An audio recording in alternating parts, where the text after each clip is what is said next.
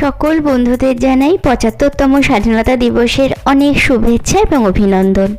নমস্কার বন্ধুরা, কেমন আছেন সবাই?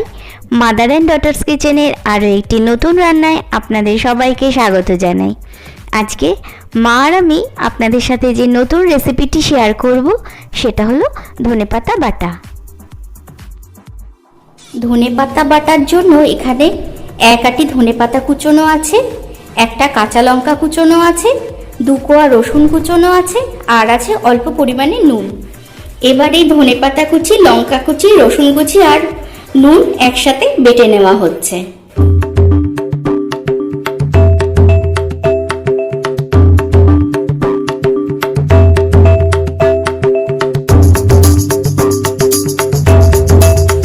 এই দেখুন বন্ধুরা, এই রকম হবে, একদম পুরো মিহি হয়ে যাবে বাটাটা।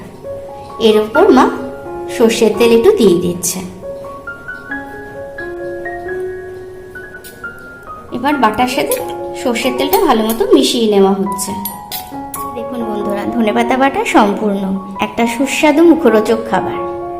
তবে এই ধনেপাতা বাটার সাথে আপনারা অল্প একটু চিনি আর লেবুর রস মিশিয়ে ধনেপাতার চাটনি করেও খেতে পারেন। বন্ধুরা, যদি আপনাদের আজকের রেসিপিটি ভালো লেগে থাকে তাহলে প্লিজ একটা লাইক, কমেন্ট আর শেয়ার করে দেবেন।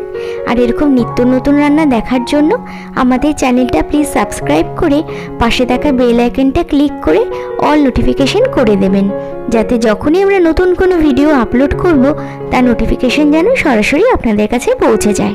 তাহলে আজ এই পর্যন্তই। আপনারা সবাই সুস্থ থাকুন, ভালো থাকুন। নমস্কার।